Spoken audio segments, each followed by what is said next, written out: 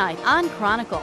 Her challenge is twofold: make the grueling hike to Machu Picchu while managing her diabetes. Whenever anyone was feeling low or anything, we'd all check our blood sugars, but every hour, half hour or so, we'd do it anyways. How a Portsmouth teen is fighting for insulin independence.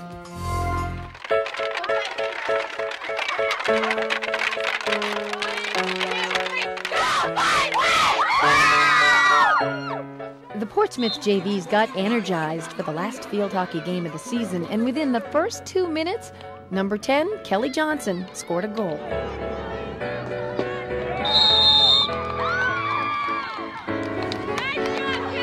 Her family was there to cheer her on. The Johnsons are used to goals, on and off the field. Hi. Hi, Kelly. I think I'm low.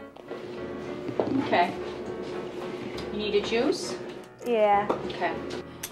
Kelly checks her blood sugar level several times a day and has her own shelf in the nurse's office for stuff to help her make necessary adjustments to get it between 70 and 120.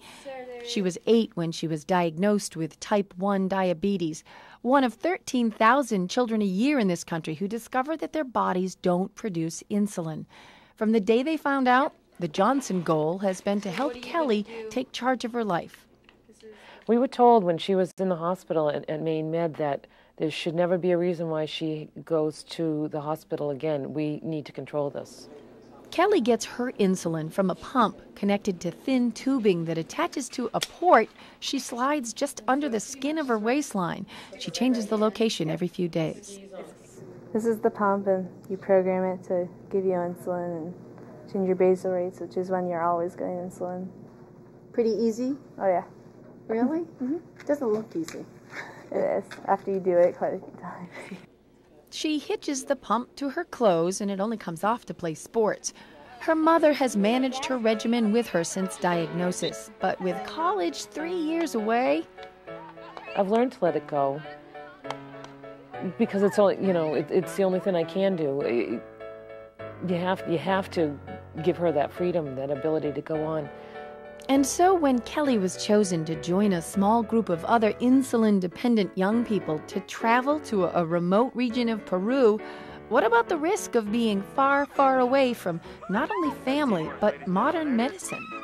No, I didn't think about that to the last minute. I said, oh my God, what was I thinking?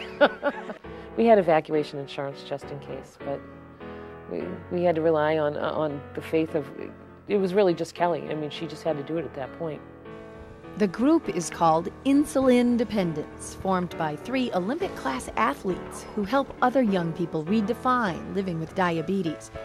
Their trip started with a 40-mile bike ride in the Peruvian countryside to get used to the altitude for their 50-mile hike into the Andes to Machu Picchu, pushing past comfort zones together, reaching new heights of physical and mental awareness. 3 young leaders and 5 teens, and lots of camaraderie. Here's Team Insulindependence burning dung. One was from Canada, my friend Kelsey. Rob was from Minnesota, and 2 boys, Josh and Steve, were from New Zealand. Once they left on the trek, we were out of communication. They had a sat phone, but we had to just rely on these people doing the right thing. Whenever anyone was feeling low or anything, we'd all check our blood sugars, but every hour, half hour or so, we'd do it anyways. Just make sure we're all under control, and if one of us was low, we'd wait for them, and we worked together and we did it. The climb took several days, camping in open country, often near Incan ruins. They had a guide and a crew with horses to carry tents and bedrolls and food, but all personal belongings had to fit in a backpack. How about medicine? She had to carry all that on her, and always does. Nothing can be checked in an airplane or anything. Always has to be on a person. So she had her insulin, she had all of her sites, her inserter, batteries, a test kit, test strips, keto strips in case she has high blood sugar, needles in case her pump fails. So all that stuff goes with her. She'll always carry a large purse. Most days were all sunny and warm, but we had a few rainstorms. One night we were kind of getting snowed on. It got pretty cold. I would say probably down maybe 15 below at some points with the wind. Where do we put the diabetic supplies? Inside of our sleeping bags to keep them nice and warm. Yep. What's the thing that you remember the most that You still can't believe you did. But I just climbed all those mountains. I don't even really like hiking. Well, I didn't before, but now it's not too bad. Approaching the pass. 4,950 meters. They did make it to Machu Picchu. When you first walk over, you walk through the Sun Gate, which is like another mountain peak.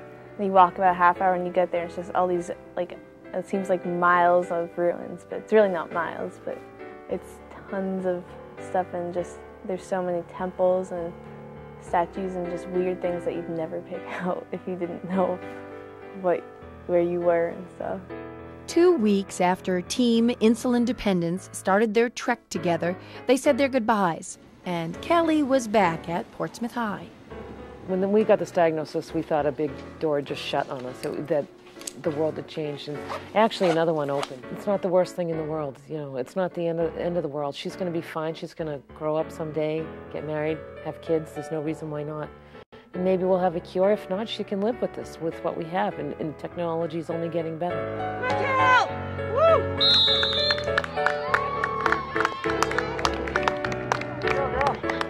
By the way, Kelly scored a second time in that last game. It was a pretty good month for goals.